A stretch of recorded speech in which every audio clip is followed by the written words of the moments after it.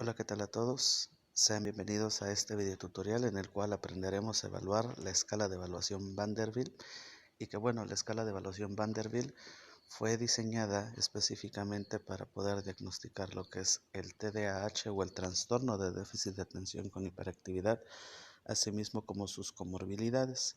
Vamos a hacer una presentación rápida pues de este instrumento. Viene, por ejemplo, unos datos que hay que requisitar, como la fecha en la que se aplica, el nombre completo del niño, la fecha de nacimiento, no olvidemos en que debemos de requisitar con día, mes y año, asimismo el nombre del padre o tutor y un número de teléfono. Aquí vienen instrucciones, sin embargo en este formato le incluyen las instrucciones, aunque la mejor forma de poder aplicarlo es que el psicólogo evaluador pues pueda realizar la pregunta y a partir de la respuesta pues podamos pedir un ejemplo. En este caso, pues vamos a encontrar diferentes categorías que están divididas en diversos números de ítems. Por ejemplo, para evaluar lo que es la inatención, vamos a evaluar lo que es el ítem 1, 2, 3, 4, 5, 6, 7, 8 y 9.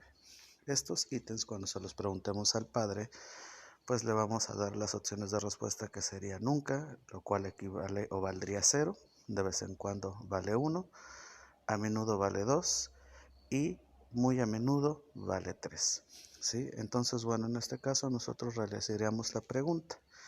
No presta atención a los detalles o comete errores de descuido con, por ejemplo, la tarea. Si el padre, por ejemplo, nos dice a menudo o muy a menudo, podríamos nosotros preguntarle, ¿podría darme un ejemplo de qué tipo de tareas? Por ejemplo, la pregunta 2, ¿tiene dificultad para prestar atención a lo que debe de hacer? Y por ejemplo el padre nos dice muy a menudo. ¿Puede usted darme un ejemplo? Y a lo mejor va a decir, a lo mejor con el cumplir con su tarea, a lo mejor con los deberes de la casa, y entonces nosotros iríamos tomando nota.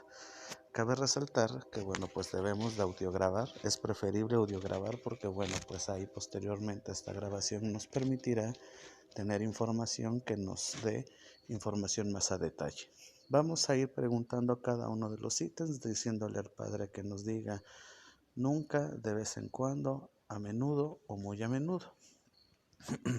Bien. Aquí, por ejemplo, tenemos ya un formato donde, por ejemplo, los 9 primeros ítems ya fueron preguntados y calificados.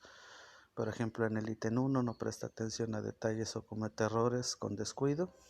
Entonces aquí el padre puso a menudo. Tiene dificultad para prestar atención a lo que debe de hacerse. Ahí nos dice muy a menudo. Pondríamos 3. En la pregunta 3 o el ítem 3, parece no escuchar cuando se le habla directamente. A menudo ponemos 2. Y entonces, nosotros vamos a ir marcando la opción de respuesta que nos haya dado el padre. Bien, continuamos. Y acá tenemos, cabe resaltar que son 55 ítems los que conforman esta escala. Y por ejemplo, acá para lo que es los ítems de 19 a 26, pues nos va a permitir identificar como comorbilidad pues un trastorno oposicionista desafiante. Entonces igual sería el mismo protocolo de las preguntas. Discute con los adultos, nunca, de vez en cuando, a menudo, muy a menudo. Pierde la paciencia, nunca, de vez en cuando, a menudo, a menudo o muy a menudo. Y entonces, el padre irá ahí dándonos pues sus respuestas. Acá tenemos un ejemplo de los ítems respondidos del 19-26, en el cual pues nos vamos a dar cuenta que de los 8 ítems pues están marcados con puntaje de 2 y puntaje de 3, 6 ítems.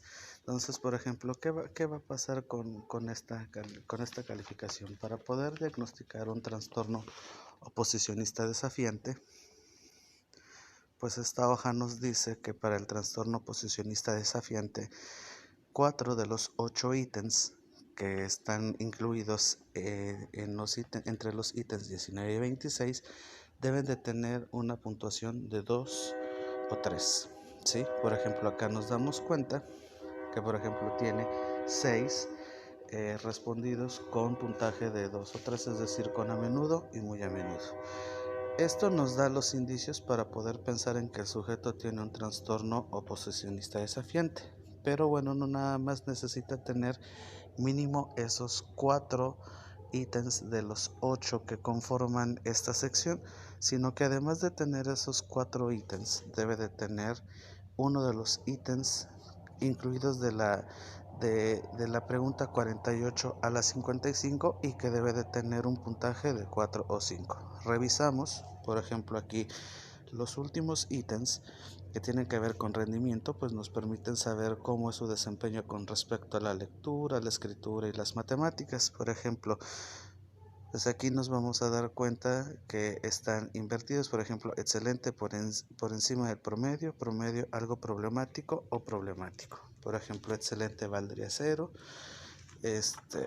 valdría 1, por encima del promedio 2, promedio 3, algo problemático 4 y en este caso problemático 5, valdría 5. En este caso, en estos ítems, con que haya solamente uno marcado con puntaje de 4 o 5 y se lo sumamos, por ejemplo, a los que están en el ítem 19-26, esa sería, como menciona acá, la razón principal para sospechar de un trastorno oposicionista desafiante. Así vamos a ir revisando todas y cada una de las categorías, por ejemplo, para poder diagnosticar un TDAH de subtipo predominante inatento, pues de los 9 ítems que conforman la primera sección, que es del 1 al 9, con que tenga mínimo 6 o tenga los 9 en puntaje de 2 o 3, es decir, de a menudo o muy a menudo,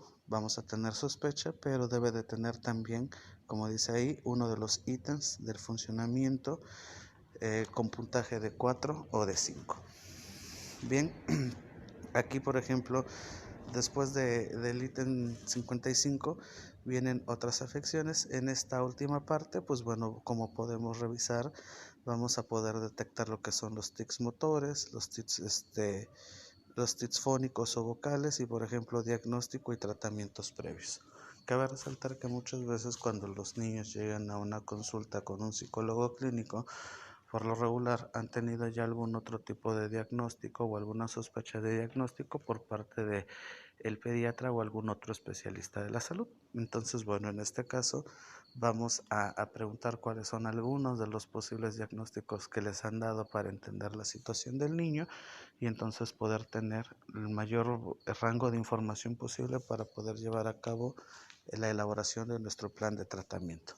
Pues bueno, hasta aquí la calificación de la escala de Vanderbilt. Recordemos que sirve para evaluar trastornos de déficit de atención con hiperactividad y sus comorbilidades.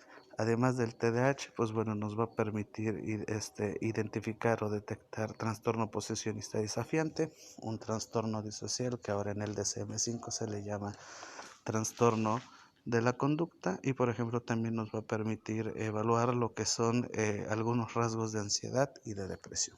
Pues bueno, hasta aquí este tutorial. Espero que sea de su agrado y que asimismo pues les ayude a entender en este caso la forma de calificación de esta escala. Pues bueno, cuídense mucho. Nos vemos en un siguiente video. Chao.